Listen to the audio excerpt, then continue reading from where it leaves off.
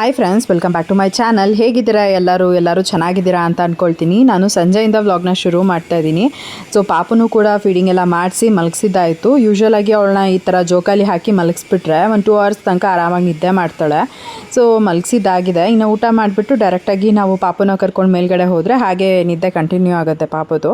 ಇನ್ನು ನಮ್ಮದು ಊಟ ಆಗಿರಲಿಲ್ಲ. ಇಲ್ಲಿ ಅಪ್ಪ ಮಗ ಇಬ್ಬರು ಏನೋ ಪೇಂಟಿಂಗ್ದು ಇಟ್ಕೊಂಡೆಲ್ಲ ನೋಡಿಕೊಂಡು ಮಾತಾಡ್ತಾಯಿದ್ರು ಅದ್ರ ಬಗ್ಗೆ. ಸೊ ಅವರೆಲ್ಲ ಮಾತಾಡ್ಕೊಳ್ಳಿ ಅಂದ್ಬಿಟ್ಟು ನಾನು ಅವ್ರಿಗೆ ಊಟ ಹಾಕೊಡೋಣ ಅಂತ ಅಂದ್ಬಿಟ್ಟು ಬಂದೆ. ರಾಗಿ ದೋಸೆ ಹಾಗೆಯೇ ಮಾಮೂಲಿ ದೋಸೆ ಎರಡೂ ಕೂಡ ಮಾಡಿದ್ವಿ. ಸೊ ಇವಾಗ ಫಸ್ಟಿಗೆ ಅಪ್ಪುಗೆ ರಾಗಿ ದೋಸೆನ ಹಾಕೊಟ್ಬಿಟ್ಟೆ. ಅದಾದಮೇಲೆ ಮಾಮೂಲಿ ಅಕ್ಕಿ ದೋಸೆನ ನನಗೂ ಮತ್ತು ಜೀವನ್ ಇಬ್ರಿಗೂ ಕೂಡ ಹಾಕ್ಕೊಂಡ್ವಿ. ಫಸ್ಟೆಲ್ಲ ನೈಟ್ ಊಟನೇ 10:30 ಆಗೋಗ್ಬಿಡೋದು. ಬಟ್ ಇವಾಗ ಆದಷ್ಟು ಸ್ವಲ್ಪ ಬೇಗನೆ ಮಾಡೋಣ ಅನ್ನೋದಕ್ಕೋಸ್ಕರ ಬೇಗ ಊಟ ಮಾಡಿ ಮಲ್ಕೊತೀವಿ. ಇನ್ನು ಪಾಪನೂ ಕೂಡ ಮಲಗಿರ್ತಾಳೆ ಅಲ್ವಾ, ನನಗೂ ಕೂಡ ಆರಾಮ ಅಂತ ಹೇಳ್ಬೋದು. ಹೋಗಿದ ತಕ್ಷಣ ಆರಾಮಾಗಿ ನಿದ್ದೆ ಮಾಡಿಬಿಡ್ತೀನಿ ನಾನು. ಎಲ್ಲೋ ಒಂದೊಂದು ದಿನ ಮಾತ್ರ ಅವಳು ನಿದ್ದೆ ಕೆಡ್ತಾಳೆ. ಸೊ ದಟ್ ಆವಾಗ ನನಗೂ ಕೂಡ ಸರಿ ನಿದ್ದೆ ಆಗೋಲ್ಲ. ಇನ್ನು ನೆಕ್ಸ್ಟ್ ಡೇ ಮತ್ತೆ ವ್ಲಾಗ್ನ ಕಂಟಿನ್ಯೂ ಮಾಡ್ತಾಯಿದ್ದೀನಿ. ಇವಾಗ ನಾನು ಮತ್ತು ಅಪ್ಪು ಸಿರಿ 3 ಜನ ಅಮ್ಮನ ಮನೆಗೆ ಹೋಗ್ತಾ ಇದ್ವಿ. ಸೊ ಫ್ರೆಂಡ್ಸ್, ಇವಾಗ ರೆಡಿ ಆಗಿಬಿಟ್ಟು ಅಮ್ಮನ ಮನೆಗೆ ಹೊರಡ್ತಾ ಇದ್ದೀವಿ. ಟೈಮ್ ಆಗಲೇ 10 ಗಂಟೆ ಆಗಿದೆ.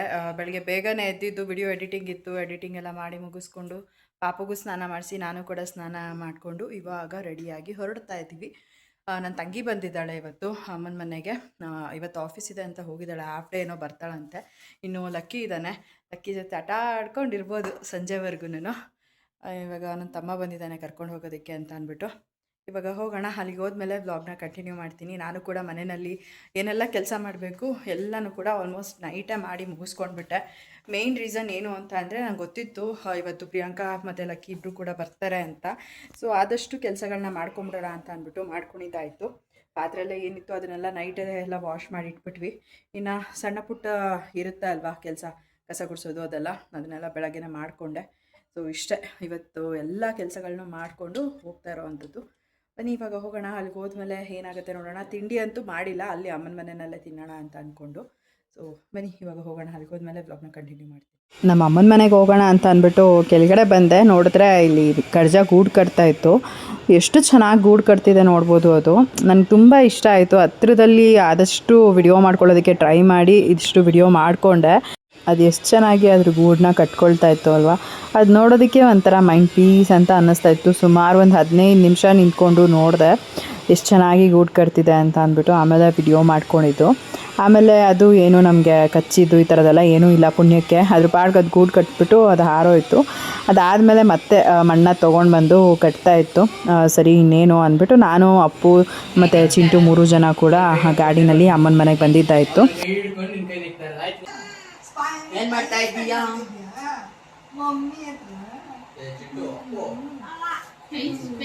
ಹೀಗೆ ಮಾತಾಡ್ಕೊಂಡು ಕೂತ್ಕೊಂಡಿದ್ವಿ. ಟೈಮ್ ಹೋಗಿದ್ದೇ ಗೊತ್ತಾಗಲಿಲ್ಲ. ಸಿರಿ ಕೂಡ ಇವಾಗ ನಿದ್ದೆ ಮಾಡ್ತಾ ಇದ್ದಾಳೆ. ಇನ್ನು ಲಕ್ಕಿ ಕೂಡ ಚೆನ್ನಾಗಿ ನಿದ್ದೆ ಮಾಡ್ತಾ ಇದ್ದ. ನಮ್ದು ಇನ್ನೇನಿಲ್ಲ, ಮಾತಾಡ್ಕೊಂಡು ಹೀಗೆ ಟೈಮ್ ಪಾಸ್ ಆಯಿತು. ಆಮೇಲೆ ಊಟ ಮಾಡಿಕೊಂಡು ನಾನು ಮನೆಗೆ ಬಂದೆ. ಮತ್ತು ನಾನು ನೈಟ್ ಏನೂ ವ್ಲಾಗ್ ಮಾಡೋಕ್ಕಾಗಲಿಲ್ಲ. ಮತ್ತು ನಾನು ನೆಕ್ಸ್ಟ್ ಡೇ ವ್ಲಾಗ್ನ ಕಂಟಿನ್ಯೂ ಮಾಡ್ತಾಯಿದ್ದೀನಿ. ಅಮ್ಮನ ಮನೆಗೆ ಹೋದಾಗ ಯೂಶ್ವಲಾಗಿ ಜಾಸ್ತಿ ಏನೋ ವ್ಲಾಗ್ ಮಾಡ್ಕೊಳ್ಳೋದಕ್ಕಾಗಲ್ಲ. ಯಾಕೆ ಅಂತಂದರೆ ಅಲ್ಲಿ ಯಾರೂ ಕೂಡ ಮಾತೇ ಆಡೋದಿಲ್ಲ. ನಾನೇನಾದರೂ ಕ್ಯಾಮ್ರಾ ಆನ್ ಮಾಡಿದ ತಕ್ಷಣ ಎಲ್ಲ ಸೈಲೆಂಟಾಗಿ ಹೋಗ್ಬಿಡ್ತಾರೆ. ಜಾಸ್ತಿ ಯಾರೂ ಮಾತಾಡೋಲ್ಲ. ಸಣ್ಣ ವಿಡಿಯೋ ಕ್ಲಿಪ್ಪಿಂಗ್ ಎಲ್ಲ ತೊಗೊಂಡಿರ್ತೀನಿ. ಅದನ್ನು ಹಾಕ್ಬಿಟ್ಟು ವಿಡಿಯೋನಲ್ಲಿ ವಾಯ್ಸ್ ಓವರ್ ಕೊಟ್ಬಿಡ್ತೀನಿ ಅಷ್ಟೇ. ಇವಾಗ ನಾನು ನೆಕ್ಸ್ಟ್ ಡೇ ಮತ್ತೆ ವ್ಲಾಗ್ನ ಕಂಟಿನ್ಯೂ ಮಾಡ್ತಾಯಿದ್ದೀನಿ. ಬೆಳಗ್ಗೆ ಪಾಪುನ ಕರ್ಕೊಂಡು ಫ್ರೆಶ್ ಅಪ್ ಆಗಿ ಕೆಳಗಡೆ ಬಂದೆ. ಅಪ್ಪು ಇನ್ನೂ ಎದ್ದಿರಲಿಲ್ಲ. ಸರಿ ಹಾಲು ಕೂಡ ಬಿಸಿ ಮಾಡಬೇಕಾಗಿತ್ತಲ್ಲ ಅಂತ ಅಂದ್ಬಿಟ್ಟು ಹಾಲು ಕಾಯೋದಕ್ಕೆ ಅಂತ ಇಡ್ತಿದ್ದೆ. ಇನ್ನು ಇದು ಇಂಡಸ್ ವ್ಯಾಲಿಯಿಂದ ನಾನು ಏನು ಐರನ್ ತವ ಮತ್ತು ಕಡೆ ಎರಡನ್ನೂ ಕೂಡ ತರಿಸ್ಕೊಂಡಿದ್ದೆ. ಅದನ್ನು ಸ್ವಲ್ಪ ಬಿಸಿ ಮಾಡಿಬಿಟ್ಟು ಅದಕ್ಕೆ ಸ್ವಲ್ಪ ಎಣ್ಣೆ ಅಪ್ಲೈ ಮಾಡಿಬಿಟ್ಟು ಎತ್ತಿಟ್ರೆ ಅದೇನು ರಸ್ಟ್ ಹಿಡಿಯೋ ಥರ ಆಗೋದಿಲ್ಲ. ಕೆಲವರು ಅದನ್ನು ಕೂಡ ಹೇಳಿದ್ರಿ ಆ ಥರ ಆಗುತ್ತೆ ಅಂತ.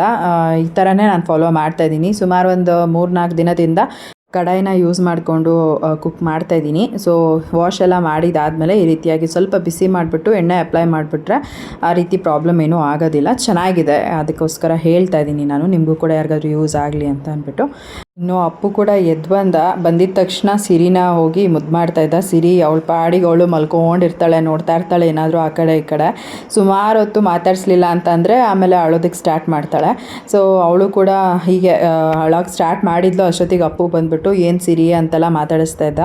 ಹಾಗೆ ಅವನಿಗೂ ಕೂಡ ಕೇಳಿದೆ ಹಾಲು ಬೇಕಾ ಅಂತ ಅಂದ್ಬಿಟ್ಟು. ಅವನಿಗೂ ಕೂಡ ಹಾಲು ಬಿಸಿ ಮಾಡಿಬಿಟ್ಟು ಕೊಟ್ಟು ನಾನು ಕೂಡ ಕಾಫಿ ಮಾಡಿಕೊಂಡು ತೊಗೊಂಡು ಹೋಗೋಣ ಅಂತ ಅಂದ್ಕೊಂಡೆ. ಹಿಂದಿನ ದಿನ ಸಕ್ಕರೆ ಖಾಲಿ ಆಗಿತ್ತು ಮನೆಯಲ್ಲಿ. ಹಾಗಾಗಿ ಜೆಪ್ಟೋನಲ್ಲಿ ಆರ್ಡರ್ ಮಾಡಿ ತರಿಸ್ಕೊಂಡಿದ್ದೆ. ಒಂದು 2 kg ತರಿಸ್ಕೊಂಡ್ಬಿಡ್ತೀನಿ. ಫಸ್ಟೆಲ್ಲ ಡಿಮಾರ್ಟಿಗೆ ಹೋದಾಗ ಒಂದು 5 kg ಈ ರೀತಿಯಾಗಿ ತೊಗೊಂಬಂದ್ಬಿಡ್ತಾ ಇದೆ. ಬಟ್ ಸುಮ್ಮನೆ ಅದು ವೇಸ್ಟು. 5 kg ಎಲ್ಲ ತೊಗೊಂಬಂದರೆ ನಮ್ಮ ಮನೆಗೆ ಅದೇ ಒಂದು 3-4 ತಿಂಗಳು ಬಂದುಬಿಡುತ್ತೆ. ಬಟ್ ಈ ರೀತಿಯಾಗಿ ಬೇಕಾದಾಗ ನಾನು ಜೆಪ್ಟೋನಲ್ಲಿ ಆರ್ಡ್ರ್ ಮಾಡ್ಕೊತೀನಲ್ಲ, ಸೊ ಅಷ್ಟೊಂದು ಏನು ನಾವು ಖರ್ಚು ಮಾಡ್ತಾಯಿದ್ದೀವಿ ಅಂತ ಅನಿಸಲ್ಲ. ಸೊ ಇದು ಬೆಸ್ಟ್ ಅಂತ ಅನಿಸುತ್ತೆ ನನಗೆ. ಇವಾಗ ಒಂದು ಸ್ವಲ್ಪ ಹಾಲು ಏನು ಬಿಸಿ ಮಾಡಿ ಇಟ್ಟಿದ್ದೆ, ಕೆನೆ ಕೂಡ ಅದು ಬಿಟ್ಟಿತ್ತು. ಸೊ ಹಾಗಾಗಿ ಅದನ್ನು ಒಂದು ಬಾಕ್ಸಲ್ಲಿ ಈ ರೀತಿಯಾಗಿ ಸ್ಟೋರ್ ಮಾಡಿ ಇಟ್ಕೊತೀನಿ. ಬೆಣ್ಣೆ ಮಾಡಿಕೊಂಡು ನಾನೇ ಮನೆಯಲ್ಲಿ ತುಪ್ಪ ಕಾಯಿಸ್ಕೊಳ್ತೀನಿ. ಸುಮಾರು ಒಂದು ಹೇಳ್ಬೇಕಂದ್ರೆ ಒಂದು ಅರ್ಧ kg ಆದರೂ ಆರಾಮಾಗಿ ಬೆಣ್ಣೆ ಬರುತ್ತೆ ಅಂತ ಹೇಳ್ಬೋದು.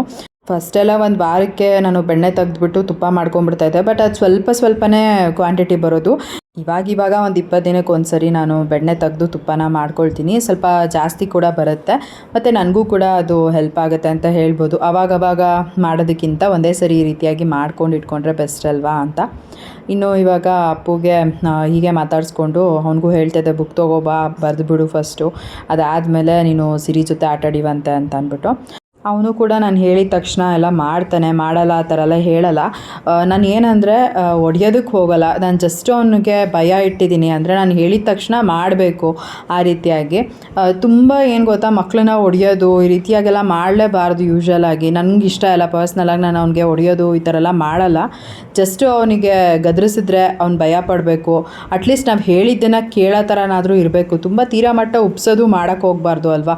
ಹೊಡಿಯೋದೇ ಇಲ್ಲ, ಏನು ಗದರಿಸೋದೇ ಇಲ್ಲ ಅನ್ನೋ ಥರ ಎಲ್ಲ ಮಾಡೋದಕ್ಕೆ ಹೋಗಬಾರ್ದು. ಅಟ್ಲೀಸ್ಟ್ ಮನೇಲಿ ಒಬ್ರದ್ದಾದರೂ ಭಯ ಇರಲೇಬೇಕು. ನಮ್ಮ ಮನೆಯಲ್ಲಿ ಹೇಗೆ ಅಂತ ಅಂದರೆ, ನಮ್ಮ ಅಪ್ಪ ಆಗಿರ್ಬೋದು, ನಮ್ಮ ಅಮ್ಮ ಆಗಿರ್ಬೋದು, ಅವನಿಗೆ ಹೊಡಿಯಲ್ಲ, ಯಾವಾಗಲೂ ಮುದ್ದು ಮಾಡ್ತಾ ಇರ್ತಾರೆ. ಇನ್ನು ಜೀವನ್ ಅಂತೂ ಅವರು ಬೆಳಗ್ಗೆ ಹೋದರೆ ಸಂಜೆ ಬರ್ತಾರೆ. ಇನ್ನು ಸಂಜೆ ಬಂದಾಗ ಒಂದು ಸ್ವಲ್ಪ ಹೊತ್ತೇ ಅವರು ಅಪ್ಪು ಜೊತೆ ಟೈಮ್ ಸ್ಪೆಂಡ್ ಮಾಡೋದು. ಸೊ ಆದಷ್ಟು ಅವರು ಕೂಡ ಖುಷಿಯಾಗೇ ಅಪ್ಪು ಜೊತೆ ಇರ್ತಾರೆ. ಅವ್ರದ್ದು ಕೂಡ ಭಯ ಇಲ್ಲ ಅವನಿಗೆ. ಇನ್ನು ನಾನು ಕೂಡ ಅದೇ ರೀತಿಯಾಗೇ ಚೆನ್ನಾಗಿ ಮಾತಾಡಿಸ್ಕೊಂಡು ಯಾವಾಗಲೂ ಕೂಡ ಅವನಿಗೇನು ಹೇಳ್ದಂತೆ, ಏನೂ ಬೈದಂತೆ ಈ ಥರ ಇದ್ದರೆ ತುಂಬ ಮಕ್ಕಳು ಹಾಳಾಗ್ಬಿಡ್ತಾರೆ ಅನ್ನೋದಕ್ಕೋಸ್ಕರ ನಾನು ಯಾವ ಟೈಮಲ್ಲಿ ಅವನಿಗೆ ಯಾವ ರೀತಿ ಹೇಳಬೇಕು ಅದನ್ನು ನೀಟಾಗಿ ಕಲ್ತ್ಕೊಂಡ್ಬಿಟ್ಟಿದ್ದೀನಿ. ಅವನು ಕೂಡ ಅಷ್ಟೇ, ನಾನು ಹೇಳಿದ ತಕ್ಷಣ ಅದನ್ನು ಮಾಡ್ತಾನೆ. ಫೋನ್ ಮಾಡ್ತಾ ಇದೀಯ ಬಾಬು ನೀನು? ಕಾಫಿ ಕುಡಿತಾ ಇದ್ದೀನಿ ನಾನು ಇವಾಗ. ನಿಂಗೆ ಯಾರು ಬೇಕಲ್ಲ, ನನಗೆ ಹಂಗೆ ಕಾಫಿ ಬೇಕು. ನಿಮಗೂ ಬೇಕಾ ಕಾಫಿ? ಬೇಕಾ? ಹೌದಾ?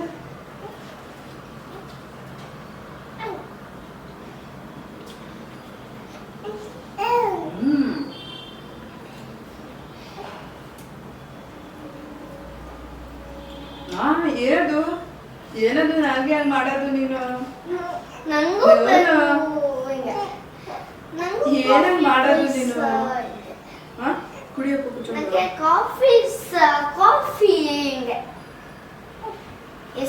ಅಡುಗೆ ಇಷ್ಟನಾ? ಬೇಕಾ ನಿಂಗೆ?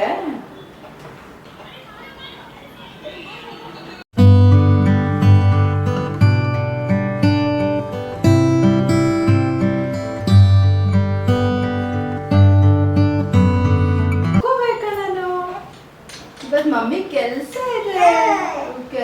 ಇದೆ ಇವತ್ತು. ಹೌದು, ಅಳ್ಬಾರ್ದು ನೀನು. ಕೆಲಸ ಇದೆ ಇವತ್ತು ಮಮ್ಮಿಗೆ.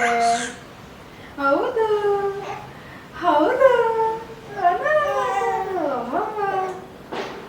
ಎತ್ಕೋಬೇಕಾ ಇನ್ನು? ಅಯ್ಯೋ, ಆಯ್ತು.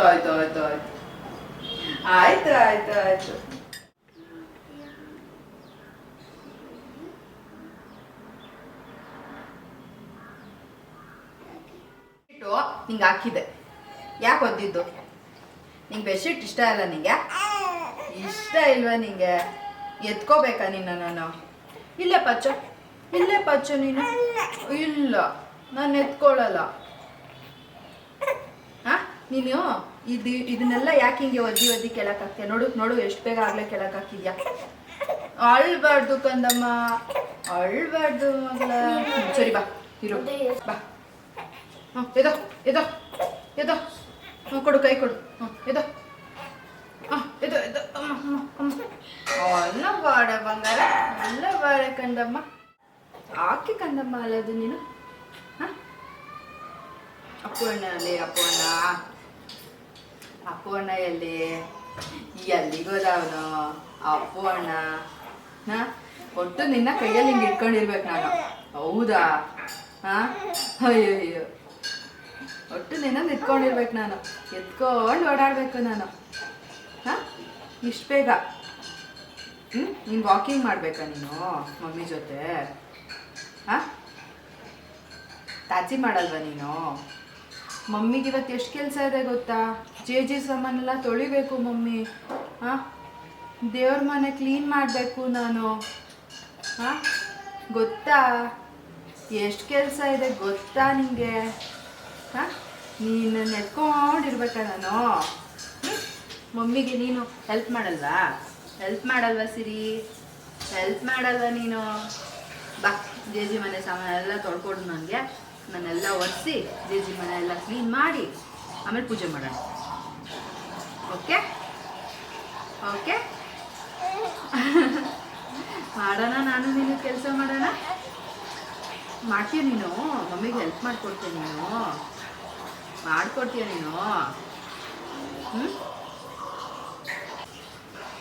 ಓನಾ ಈ ಥರ ಹಾಕ್ಬೇಕಾ ನಿಂಗೆ ಬಟ್ಟೆ? ಇದೆಲ್ಲ ಗಾಳಿ ಆಡುತ್ತಾ ನಿಂಗೆ ಚೆನ್ನಾಗಿ? ಫ್ರಾಕ್ ಎಲ್ಲ ಬೇಡವಾ ನಿಂಗೆ? ಬೇಡ.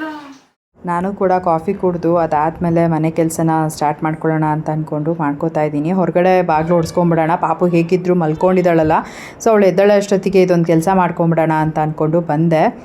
ಇದನ್ನು ಕಂಪ್ಲೀಟ್ ಮಾಡಿ ನಾನು ರಂಗೋಲಿ ಹಾಕಿ ಒಳಗಡೆ ಹೋಗೋ ಅಷ್ಟೊತ್ತಿಗೆ ಆಗಲೇ ಪಾಪು ಎತ್ತೇ ಬಿಟ್ಟಿದ್ಲು. ಇನ್ನು ಕಸ ಗುಡಿಸಿ ಮನೆ ಒರೆಸ್ಕೊಳ್ಳೋದಕ್ಕಾಗಲಿಲ್ಲ. ಸರಿ ಅವಳನ್ನ ಫೀಡ್ ಮಾಡಿಸಿ ಮತ್ತೆ ಮಲಗಿಸ್ಬಿಡೋಣ, ಅದಾದಮೇಲೆ ಆರಾಮಾಗೆ ನಾನು ಕಸ ಗುಡಿಸಿ ಮನೆ ಒರೆಸ್ಕೊಳ್ಳೋಣ ಅಂತ ಅಂದ್ಕೊಂಡೆ. ಕೆಲವೊಮ್ಮೆ ಈ ರೀತಿಯಾಗಿ ಆಗುತ್ತೆ, ಕೆಲವೊಮ್ಮೆ ಆರಾಮಾಗಿ ನಿದ್ದೆ ಮಾಡಿಬಿಡ್ತಾಳೆ. ನಾನು ಬ್ಯಾಕ್ ಟು ಬ್ಯಾಕ್ ಎಲ್ಲ ಕೆಲಸಗಳನ್ನೂ ಮಾಡ್ಕೊಂಡ್ಬಿಡ್ತೀನಿ. ಸೊ ಈ ರೀತಿಯಾಗೆಲ್ಲ ಎದ್ದಾಗ ನಾನು ಆರಾಮಾಗಿ ಹೋಗಿ ಅವಳ ಜೊತೆ ಟೈಮ್ ಸ್ಪೆಂಡ್ ಮಾಡ್ತೀನಿ. ಯಾಕೆಂತ ಅಂದರೆ ಇವಾಗ ಮನೆಯಲ್ಲಿ ಯಾರೂ ಇಲ್ಲ ಅಲ್ವಾ, ಅವಳು ಎದ್ದರೆ ಎಲ್ಲ ನಾನೇ ಹೋಗಬೇಕು, ನಾನೇ ಎತ್ಕೋಬೇಕು. ಹಾಗಾಗಿ ಹೋಗ್ಬಿಟ್ಟು ಅವಳನ್ನ ಎತ್ಕೊಂಡು ಒಂದು ಸ್ವಲ್ಪ ಹೊತ್ತು ಅವಳ ಜೊತೆ ಇದ್ದು ಅದಾದಮೇಲೆ ನಾನು ಮನೆ ಕೆಲಸಗಳನ್ನ ಮಾಡ್ಕೊತೀನಿ. ಇನ್ನು ಹೇಗಿದ್ದರೂ ನಾನು ಮನೆ ಕೆಲಸ ಮಾಡ್ಕೊಬೇಕಲ್ವಾ, ತಿಂಡಿ ತಿನ್ಕೊಂಬಿಡೋಣ, ಅದಾದಮೇಲೆ ಮನೆ ಕೆಲಸ ಮಾಡ್ಕೊಳ್ಳೋಣ ಅಂತ ಅಂದ್ಕೊಂಡು ಫಸ್ಟಿಗೆ ತಿಂಡಿ ತಿನ್ಕೊಂಬಿಟ್ಟೆ. ಅದಾದಮೇಲೆ ಕಸ ಎಲ್ಲ ಗುಡಿಸ್ಕೊಂಡು ಬಂದೆ. ಆಮೇಲೆ ಇವಾಗ ಮನೆ ಒರೆಸ್ಕೊಳ್ತಾ ಇದ್ದೀನಿ. ಇವತ್ತು ದೇವ್ರ ಸಾಮಾನೆಲ್ಲ ತೊಳ್ಕೊಂಡ್ಬಿಡೋಣ ಅಂತ ಅನ್ನೋದು ಪ್ಲ್ಯಾನ್ ಇದೆ. ಯಾಕೆ ಅಂತಂದರೆ ಆಗಲೇ ಗ್ರಹಣ ಆಗಿದ್ದು ಮಾರನೇ ದಿನವೇ ತೊಳಿಬೇಕಾಗಿತ್ತು, ಅದಾಗಿರಲಿಲ್ಲ ನನಗೂ ಕೂಡ ಮಾಡೋದಕ್ಕೆ. ಸರಿ ಹೇಗಿದ್ದರೂ ಇವತ್ತು ಮಾಡ್ಕೊಂಬಿಡೋಣ, ಬುಧವಾರ ಅಲ್ವಾ, ನಾಳೆ ಗುರುವಾರಕ್ಕೆ ಪೂಜೆ ಮಾಡೋದಕ್ಕಾಗತ್ತೆ ಅಂತ ಅಂದ್ಬಿಟ್ಟು ನಾನು ಕೂಡ ಬೇಗನೆ ಮನೆ ಕೆಲಸಗಳನ್ನ ಮಾಡ್ಕೊತಾ ಇದ್ದೀನಿ. ಸೊ ನನಗೆ ಪಾಪುನ ನೋಡಿಕೊಂಡು ಒಂದೊಂದು ಸಲ ಕಷ್ಟ ಆಗುತ್ತೆ, ಬಟ್ ಪರವಾಗಿಲ್ಲ, ಹೇಗೋ ಬೇಗ ಮ್ಯಾನೇಜ್ ಮಾಡ್ಕೊಂಬಿಡ್ತೀನಿ. ಅಪ್ಪನೂ ಕೂಡ ಸಣ್ಣ ಪುಟ್ಟ ಏನಾದರೂ ಹೆಲ್ಪ್ ಮಾಡೋದು ಎಲ್ಲ ಮಾಡ್ತಾನೆ. ಮತ್ತು ಅವನೇನು ಗೊತ್ತಾ, ಮನೆಯಲ್ಲಿ ಎಲ್ಲ ಆಟ ಸಾಮಾನುಗಳನ್ನೆಲ್ಲ ಅಂಡೋದು ಈ ರೀತಿಯಾಗೆಲ್ಲ ಮಾಡಲ್ಲ. ಏನಾದರೂ ಎತ್ಕೋ, ಎಲ್ಲ ನೀಟಾಗಿ ಇಟ್ಕೋ ಅಂತೆಲ್ಲ ಅಂದರೆ ನೀಟಾಗಿ ಎಲ್ಲ ಮಾಡ್ಕೊತಾನೆ. ಅದೊಂಥರ ನನಗೆ ತುಂಬ ಹೆಲ್ಪ್ ಆಗುತ್ತೆ ಅಂತಲೇ ಹೇಳ್ಬೋದು. ಇಫ್ ಇನ್ ಕೇಸ್ ಅವನು ಎಲ್ಲ ಮನೆ ತುಂಬ ಅಂಡ್ತಾನೆ, ನೀಟಾಗಿ ಇಟ್ಕೊಳ್ಳಲ್ಲ ಅಂತ ಅಂದಿದ್ದಿದ್ರೆ ನನಗೆ ಅವಾಗ ಇದ್ದಿದ್ದು ಕಷ್ಟ ಆಗೋಗ್ಬಿಟ್ಟಿರೋದು ಮನೆ ಕೆಲಸ ಎಲ್ಲ ಮಾಡ್ಕೊಳ್ಳೋದಕ್ಕೆ. ಬಟ್ ಪರವಾಗಿಲ್ಲ, ಇವಾಗ ನಾನು ಕೂಡ ಬೇಗನೆ ಎಲ್ಲ ಮಾಡ್ಕೊಂಡು ಬಿಡ್ತೀನಿ. ಇನ್ನು ಮನೆಯೆಲ್ಲ ಒರೆಸ್ಕೊಂಡಿದ್ದಾಯಿತು, ಬಟ್ಟೆ ಕೂಡ ವಾಶ್ಗೆ ಹಾಕಿದ್ದೆ. ಎಲ್ಲ ವಾಶ್ ಆಗಿರೋ ಬಟ್ಟೆಗಳನ್ನ ಇವಾಗ ಒಣಗಾಕ್ತಾ ಇದ್ದೀನಿ. ಪಾಪು ಮಲ್ಕೊಂಡು ಅವಳು ಎದ್ದೇಳೋ ಅಷ್ಟೊತ್ತಿಗೆ ನಾನು ಎಷ್ಟು ಸಾಧ್ಯನೋ ಅಷ್ಟು ಕೆಲಸಗಳನ್ನ ಬೇಗನೆ ಮಾಡ್ಕೊಂಬಿಡ್ತೀನಿ. ಸೊ ಇವಾಗ ಬಟ್ಟೆ ಎಲ್ಲ ಒಣಗಾಕಿದ್ಮೇಲೆ ಹೋಗಿ ಅಡುಗೆ ಕೆಲಸಗಳು ಕೂಡ ಮಾಡ್ಕೋಬೇಕು. ಇವತ್ತಂತೂ ಸಿಂಪಲಾಗಿ ಏನಾದರೂ ಮಾಡ್ಕೊಳ್ಳೋಣ ಅಂತ ಅನ್ಕೋತಾ ಇದೆ. ಯಾಕಂದರೆ ಅಪ್ಪು ಇವತ್ತು ಮೊಸರನ್ನ ತಿನ್ನೋಣ ಅಂತ ಅಂದ್ಬಿಟ್ಟು ಹೇಳ್ತಿದ್ದ, ನನಗೆ ಮೊಸರನ್ನ ಬೇಕು ಅಂತ. ಸರಿ ಅವನಿಗೆ ಮೊಸರನ್ನ ಕೊಡೋಣ, ನಾನು ಮೆಂತ್ಯ ಮುದ್ದೆ ಮಾಡ್ಕೊಳ್ಳೋಣ ಅಂತ ಅಂದ್ಕೊಂಡು ಇದ್ದೀನಿ.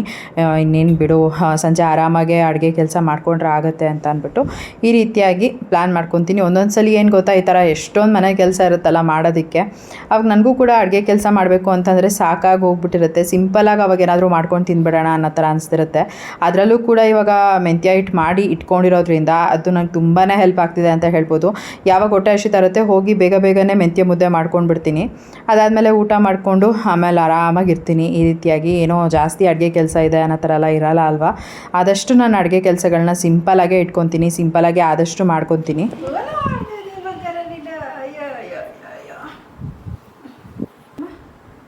ಮುದ್ದು ಬಂಗಾರಿ, ಅಳ್ತಿದ್ದ ನೀನು ಇಲ್ವಾ?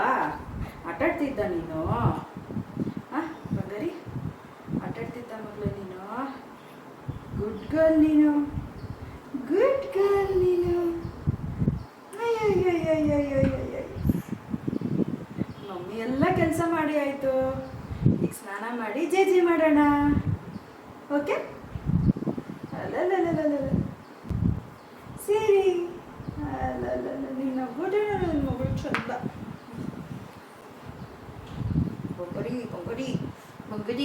ಇವತ್ತು ಪಾಚಿ ಮಾಡಿದ್ದಕ್ಕೆ ಮಮ್ಮಿ ನೋಡು ಎಲ್ಲ ಕೆಲಸ ಮಾಡಿ ಆಯಿತು ಮಮ್ಮಿ. ಸೊ ಮೆಂತ್ಯ ಮುದ್ದೆಲ್ಲ ಮಾಡಿ ತಿಂದ್ಕೊಂಡು ಅದಾದಮೇಲೆ ಮೇಲ್ಗಡೆ ಬಂದೆ.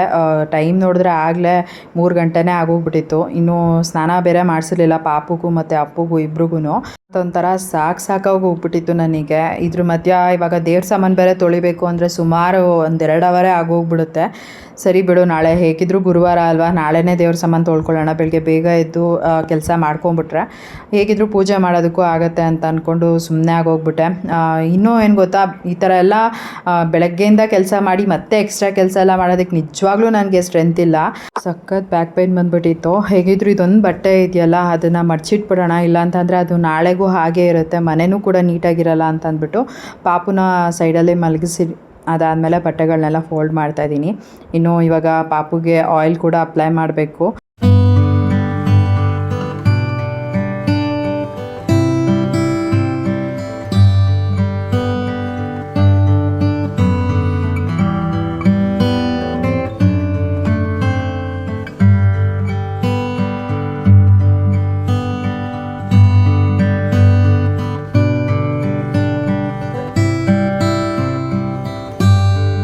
ಇನ್ನು ಸುಮಾರು ಜನ ಕೇಳ್ತಾ ಇದ್ದಿದ್ದು ಏನಂದರೆ ಪಾಪು ಬರ್ತ್ ವೆಯ್ಟ್ ಎಷ್ಟಿತ್ತು ಅಂತ ಅಂದ್ಬಿಟ್ಟು. ನಾನು ಸುಮಾರು ಸಲ ಅಲ್ಲೇ ಕಮೆಂಟಲ್ಲೇ ಆನ್ಸರ್ ಮಾಡಿದ್ದೀನಿ, ಬಟ್ ಆಲ್ಸೋ ಕೇಳ್ತಾನೆ ಇರ್ತಾರೆ. ವಿಡಿಯೋನಲ್ಲಿ ಹೇಳೋಣ ಇವತ್ತು ಅಂತ ಅಂದ್ಬಿಟ್ಟು ಹೇಳ್ತಾ ಇದ್ದೀನಿ. ಪಾಪು ಬರ್ತ್ ವೆಯ್ಟ್ ಬಂದುಬಿಟ್ಟು 2.67 kg ಇತ್ತು. ಹಾಗೆಯೇ ಪ್ರಾಬ್ಲಮ್ ಏನಿಲ್ಲ, ಲೋ ಬರ್ತ್ ವೆಯ್ಟ್ ಏನಲ್ಲ, ಅದು ಹೆಲ್ತಿಗೆ ಇತ್ತು ಪಾಪು. ನಿಮಗೂ ಎಲ್ಲ ಗೊತ್ತಿರುತ್ತೆ, ನಾನು ಡೇ 1ಇಂದ ವ್ಲಾಗ್ ಎಲ್ಲ ಶೇರ್ ಮಾಡ್ಕೊಳ್ತಾ ಇದ್ದೀನಿ ನಿಮ್ಮ ಜೊತೆ. 2.67 kg ಅಂತ ಅಂದರೆ ಅದೇನು ಲೋ ಬರ್ತ್ ವೆಯ್ಟ್ ಅಲ್ಲ. ಒಂದಿಬ್ಬರು ಕಮೆಂಟ್ಗೆ ನಾನು ಏನು ಆನ್ಸರ್ ಮಾಡಿದ್ದೆ, ಆವಾಗ ಅದಕ್ಕೆ ರಿಪ್ಲೈ ಮಾಡಿದರು ತುಂಬ ಲೋ ಬರ್ತ್ ವೆಯ್ಟ್ ಹಂಗೆ ಅಂತ. ಅದೇನು ಪ್ರಾಬ್ಲಮ್ ಇಲ್ಲ ಅಂತ ಡಾಕ್ಟರೇ ಹೇಳಿದ್ರು. ಸೊ ನಾನು ಅದ್ರ ಬಗ್ಗೆ ಏನು ಜಾಸ್ತಿ ತಲೆ ಕೆಡಿಸ್ಕೊಳ್ಳೋದಕ್ಕೆ ಹೋಗಿಲ್ಲ. ನನಗೆ ಮೇಯ್ನ್ ಥಿಂಗ್ ಏನಂದರೆ ಲಾಸ್ಟ್ ಟ್ರೈಮೆಸ್ಟರಲ್ಲಿ ನನಗೆ ಊಟನೇ ಸೇರ್ತಾ ಇರಲಿಲ್ಲ. ನಾನು ಎಷ್ಟು ಸರಿ ಅನ್ಕೊತಾ ಇದ್ದೆ, ನನಗೆ ಗೊತ್ತಿತ್ತು ನಾನು ಕಡಿಮೆ ಊಟ ಮಾಡ್ತಾಯಿದ್ದೀನಿ ಅಂತ ಅಂದ್ಬಿಟ್ಟು, ಬಟ್ ಆಲ್ಸೋ ನನಗೆ ಪದೇ ಪದೇ ತಿನ್ನೋದು ಈ ಥರದ್ದೆಲ್ಲ ನಂಗೆ ಆಗ್ತಾ ಇರಲಿಲ್ಲ. 3 ಹೊತ್ತು ಕರೆಕ್ಟಾಗಿ ಊಟ ಮಾಡಬೇಕಂದ್ರೆ ನನಗೆ ಬಿಗ್ ಟಾಸ್ಕ್ ಆಗೋಗ್ಬಿಟ್ಟಿತ್ತು. ಸೊ ಎಲ್ಲರ ಪ್ರೆಗ್ನೆನ್ಸಿನಲ್ಲೂ ಡಿಫ್ರೆಂಟ್ ಆಗಿರೋ ಸಿಮ್ಟಮ್ಸ್ ಇರುತ್ತೆ. ನನಗೆ ಈ ರೀತಿಯಾಗಿತ್ತು. ನನಗೆ ಜಾಸ್ತಿ ವೆಯ್ಟ್ ಗೇನ್ ಕೂಡ ಆಗಿರಲಿಲ್ಲ ಪ್ರೆಗ್ನೆನ್ಸಿನಲ್ಲಿ. ಸೊ ಪಾಪುಗೆ 2.67 kg ಕೂಡ ಏನು ಲೋ ಬರ್ತ್ ವೆಯ್ಟ್ ಅಲ್ಲ, ಹೆಲ್ತಿಯಾಗೇ ಇದ್ಲಲ್ಲ ಪಾಪು. ಸೊ ನಾನು ಏನು ಅದ್ರ ಬಗ್ಗೆ ಜಾಸ್ತಿ ತಲೆ ಕೆಡಿಸ್ಕೊಳ್ಳೋಕೆ ಹೋಗಿಲ್ಲ. ಡಾಕ್ಟರ್ ಕೂಡ ಅದೇ ಹೇಳಿದ್ರು, 2.5 kg ಮೇಲೆ ಪಾಪು ಬರ್ತ್ ವೆಯ್ಟ್ ಇದ್ದರೆ ಅದು ಒಳ್ಳೆಯದೇ, ಹೆಲ್ತಿಯಾಗೇ ಇರುತ್ತೆ ಪಾಪು ಅಂತ. ಇನ್ನು ನನಗೆ ಇಷ್ಟು ಕ್ವಶನ್ ಕೇಳ್ತಾಯಿದ್ರಿ ಅಂತ ಹಾಗೆ ಆನ್ಸರ್ ಮಾಡಿದೆ. ಸುಮಾರಷ್ಟು ಜನ ಪಾಪುಗೆ ಅಂದರೆ ಸಿರಿಗೆ ಏನು ಸಿಮ್ಟಮ್ಸ್ ಇತ್ತು, ಅಪ್ಪುಗೆ ಏನು ಸಿಮ್ಟಮ್ಸ್ ಇತ್ತು ಅದನ್ನು ಕೂಡ ಶೇರ್ ಮಾಡ್ಕೊಳ್ಳಿ ಅಂತ ಹೇಳ್ತಾಯಿದ್ರಿ. ನಾನು ನೆಕ್ಸ್ಟ್ ಕಮಿಂಗ್ ಬ್ಲಾಗ್ಸಲ್ಲಿ ಅದನ್ನು ಶೇರ್ ಮಾಡ್ಕೊಳ್ತೀನಿ. ಇನ್ನು ನಂದು ಬಟ್ಟೆ ಕೆಲಸ ಎಲ್ಲ ಆಯಿತು, ಬಟ್ಟೆ ಎಲ್ಲ ಫೋಲ್ಡ್ ಮಾಡಿ ಎತ್ತಿಟ್ಟೆ. ಇನ್ನು ಅಪ್ಪಗೆ ಫಸ್ಟ್ ಸ್ನಾನ ಮಾಡಿಸ್ಬಿಡೋಣ, ಅದಾದಮೇಲೆ ಸಿರಿಗೆ ಆಯಿಲ್ ಅಪ್ಲೈ ಮಾಡಿಸಿ ಸ್ನಾನ ಮಾಡಿಸೋಣ ಅಂತ ಅಂದ್ಕೊಂಡೆ. ಪಾಪುಗೆ ಏನಂದರೆ ನಾನು ಜಾಸ್ತಿ ಎಣ್ಣೆ ಅಪ್ಲೈ ಮಾಡಿಬಿಟ್ಟು ಅದಾದಮೇಲೆ ತುಂಬ ಹೊತ್ತು ಬಿಡೋದು ಈ ಥರದ್ದೆಲ್ಲ ಮಾಡಲ್ಲ.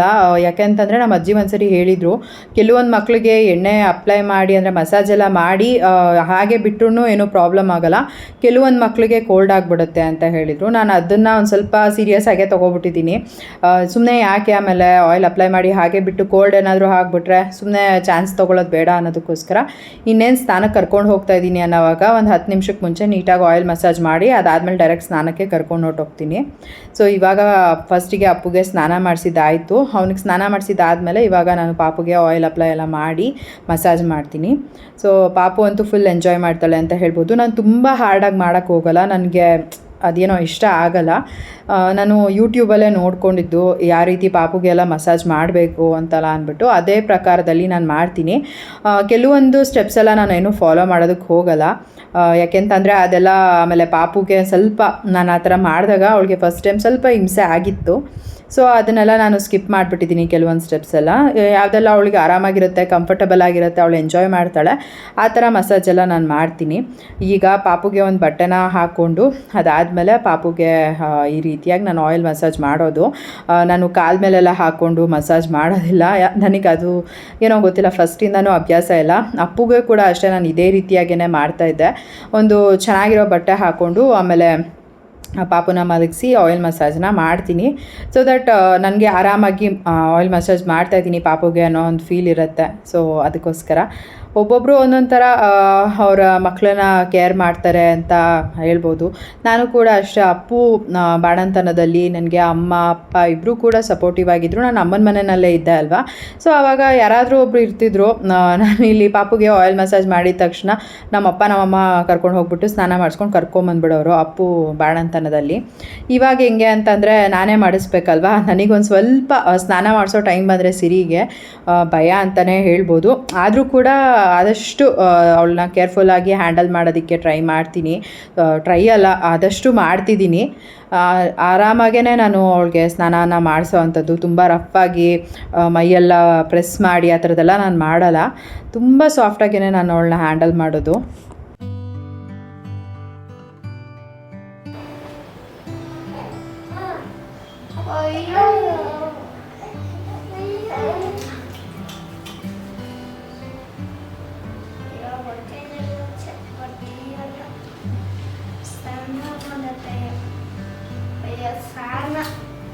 ಸ್ನಾನ ಮಾಡು, ಇದು ಸ್ನಾನ ಮಾಡ, ಸ್ನಾನ ಆಸಿದೆ ಅದು, ಅದು ಸ್ನಾನ ಮಾಡ. ಮಮ್ಮಿ ವಾಪಸ್ತಿದೆ, ಸ್ನಾನ ಮಾಡತ್ತೆ ಅನ್ಸುತ್ತೆ. ಸ್ನಾನ ಮಾಡತ್ತೆ ಅನ್ಸುತ್ತೆ, ಆಸಿದೆ ಹಂಗೆ ಹಂಗೆ.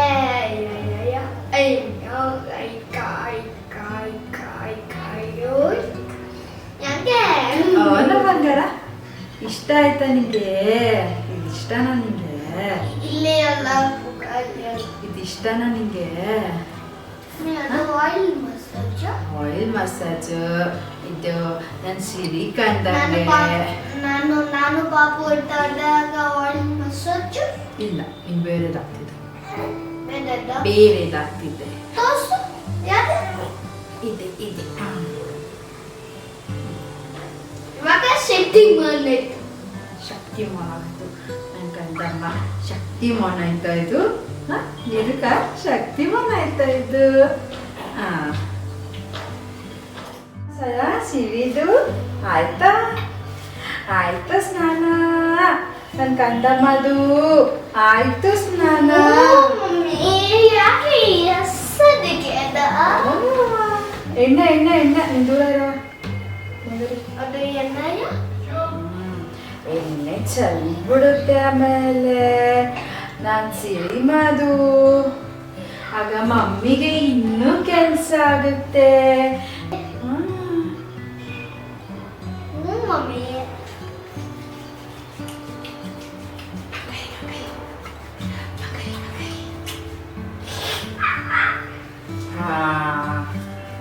ಆಯ್ತು, ಆಯಿಲ್ ಮಸಾಜ್.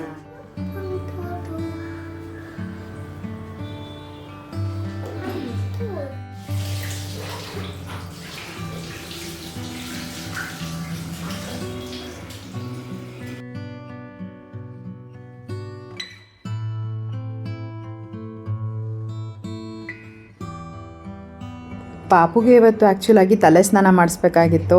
ನಾನು ಅಯ್ಯೋ ತಲೆ ಸ್ನಾನ ಮಾಡಿಸ್ಬೇಕಲ್ಲ ಅಂತ ಒಂದು ಸ್ವಲ್ಪ ಭಯದಲ್ಲೇ ಮಾಡಿಸ್ತಾ ಇದ್ದೆ. ಆಮೇಲೆ ಅದೇ ಟೈಮ್ಗೆ ನನ್ನ ತಂಗಿ ಕೂಡ ಬಂದಳು. ಅವಳಿಗೆ ಹೇಳಿದೆ, ಸರಿ ಪಾಪುಗೆ ತಲೆ ಸ್ನಾನ ಮಾಡಿಸ್ಬೇಕು, ಒಂದು ಸ್ವಲ್ಪ ಬಂದು ನೀರು ಹಾಕು ಅಂತ. ಆಮೇಲೆ ನನ್ನ ತಂಗಿನೇ ಬಂದುಬಿಟ್ಟು ಇವಾಗ ಪಾಪುಗೆ ತಲೆಗೆ ನೀರು ಹಾಕ್ತಾ ಇದ್ದಾಳೆ. ನಾನು ಬೇಗನೆ ತಲೆ ಸ್ನಾನ ಮಾಡಿಸ್ಕೊಂಡು ಪಾಪುನ ಕರ್ಕೊಂಡು ಬಂದೆ.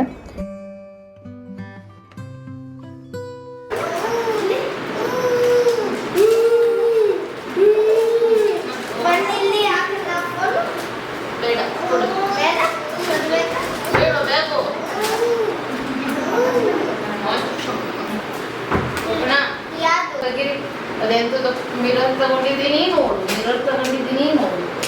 ಕಾಣ್ತು ಚೆನ್ನಾಗದು.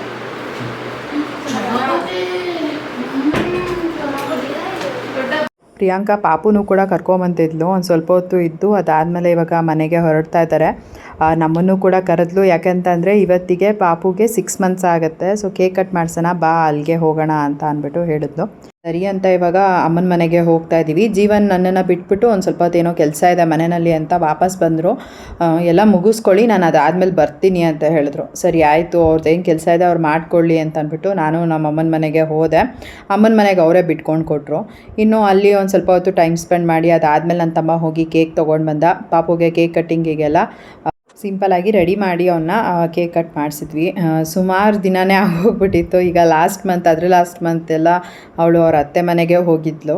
ಫಸ್ಟ್ 2 ಮಂತ್ಸ್ ಅಷ್ಟೇ ಅವನು ಇಲ್ಲಿದ್ದಿದ್ದು. ಅದು ಬಿಟ್ಟರೆ ಈಗ ಇದ್ದಾನೆ.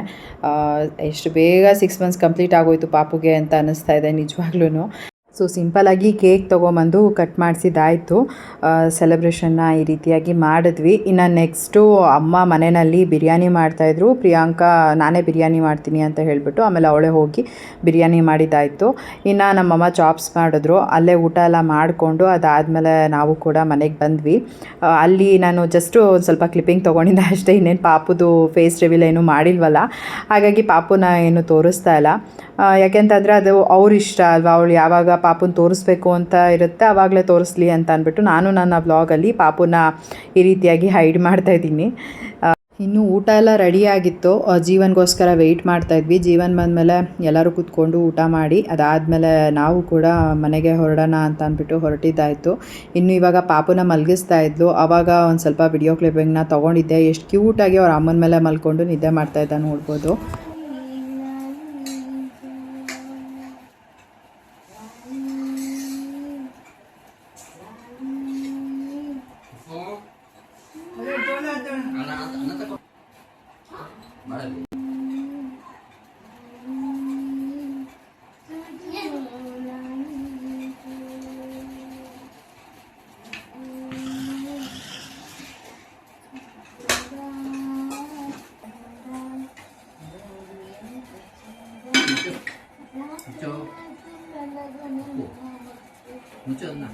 ಫೋನ್ ಹೋಗತ್ತಾ